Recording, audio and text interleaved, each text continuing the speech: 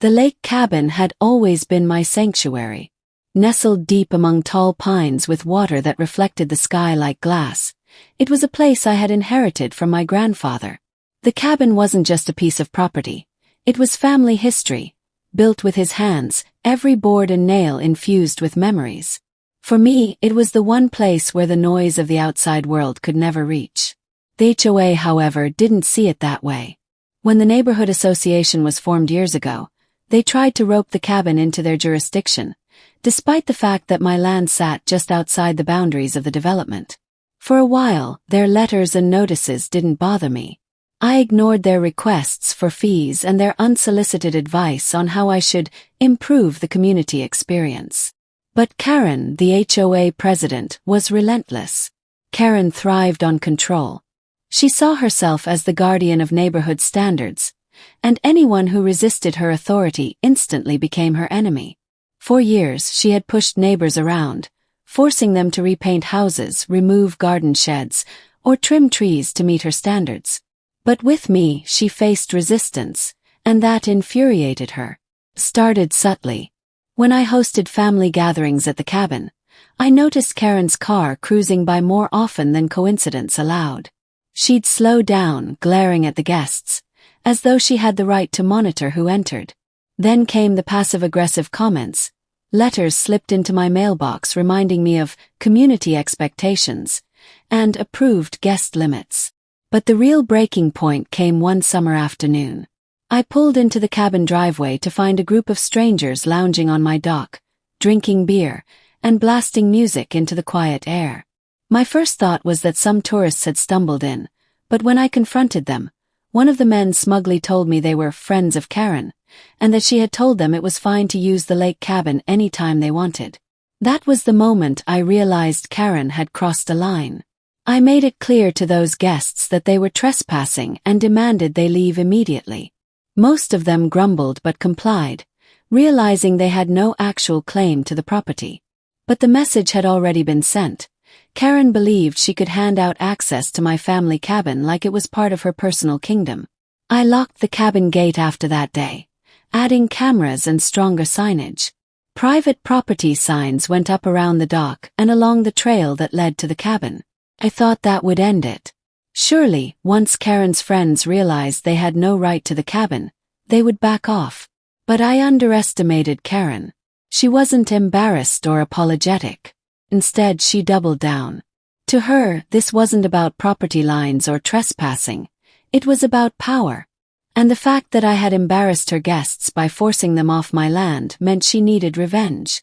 The following week, the retaliation began.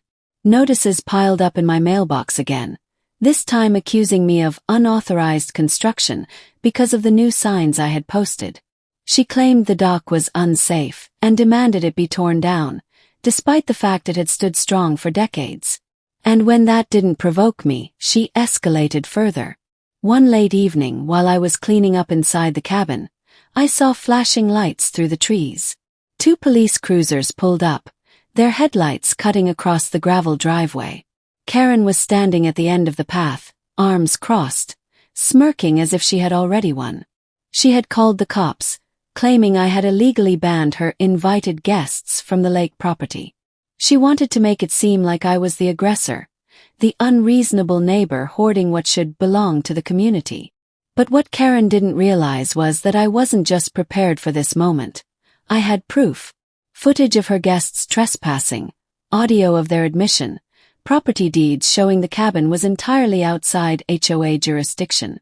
The real fight was only beginning. The flashing red and blue lights shattered the calm of the lakefront as the sheriff's patrol car rolled slowly down the gravel driveway.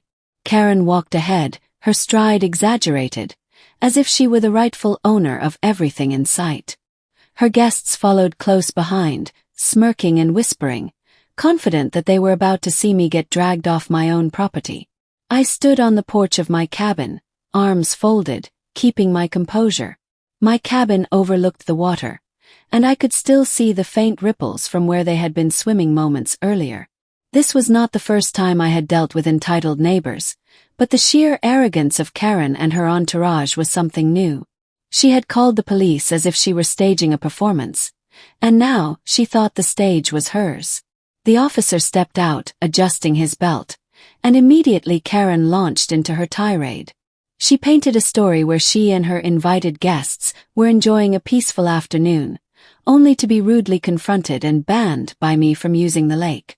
She gestured toward me with every sentence, twisting the narrative until it sounded like I was some unhinged neighbor abusing power.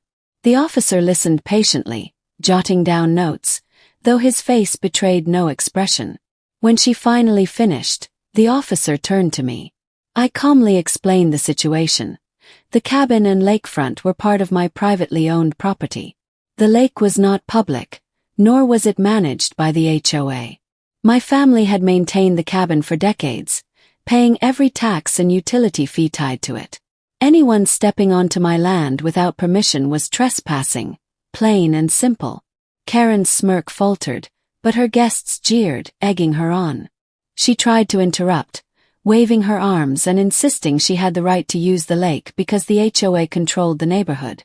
Her voice grew louder, desperate, as if volume could override the facts. But I had more than words on my side. I had documents. From inside the cabin, I retrieved a file folder containing property deeds, survey maps, and even the original plat records. I laid them out neatly on the porch railing, each one showing in no uncertain terms that the lakefront belonged solely to me. The officer leaned in, scanning the papers carefully. Karen's guests exchanged nervous glances. Their confidence began to waver. One of them whispered something about not knowing it was private. The officer's demeanor shifted slightly, no longer neutral but firm.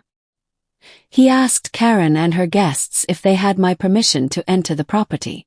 Their silence spoke louder than their earlier bravado. Karen, red-faced and flustered, tried to pivot. She claimed no one had told her the lake was private. She insisted the HOA bylaws gave her access, though she had never actually read them. The officer reminded her that ignorance of the law was no excuse. Trespassing was trespassing, and the documents left no room for interpretation. The lakefront air had grown thick with tension. The once smug group now stood awkwardly, realizing the officer was no longer looking at me as the problem but at them.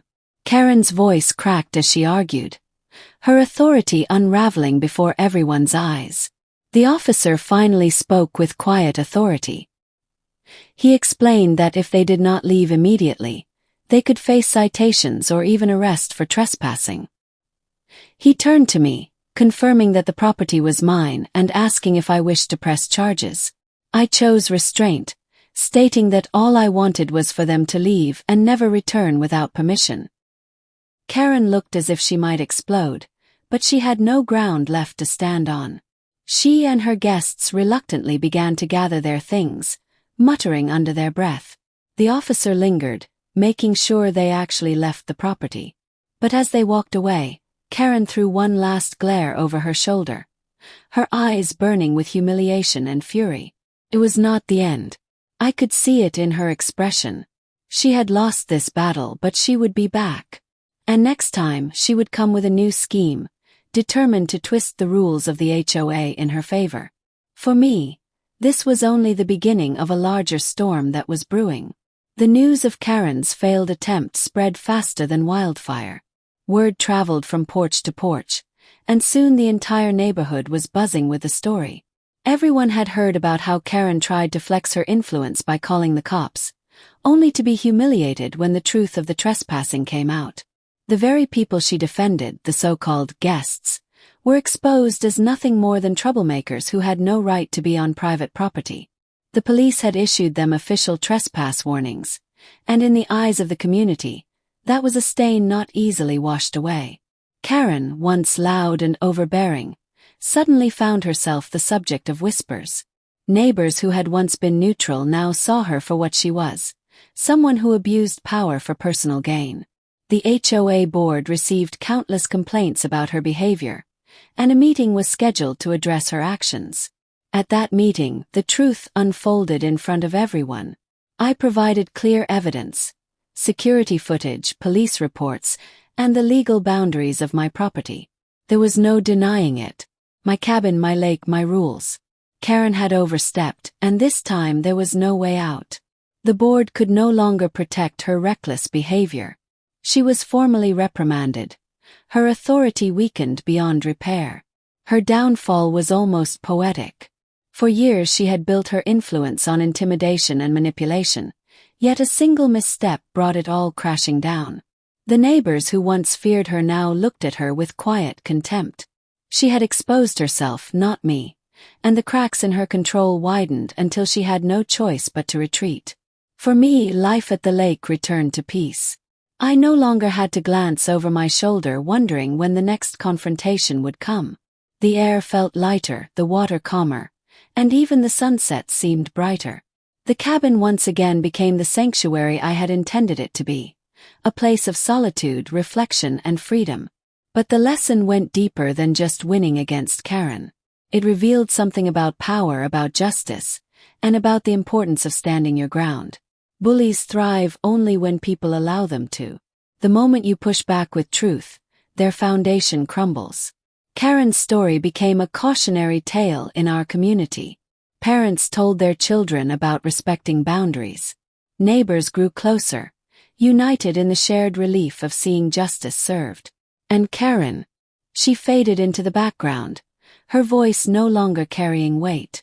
In the end, it wasn't just about a cabin or a lake. It was about proving that fairness still has a place in this world. And when someone tries to strip it away, it is up to us to fight for it. And that's how it ended. Karen's downfall, all because she tried to abuse power she didn't have. What do you think? Was justice truly served here? Or do you believe someone like Karen ever really learns their lesson? Share your thoughts below.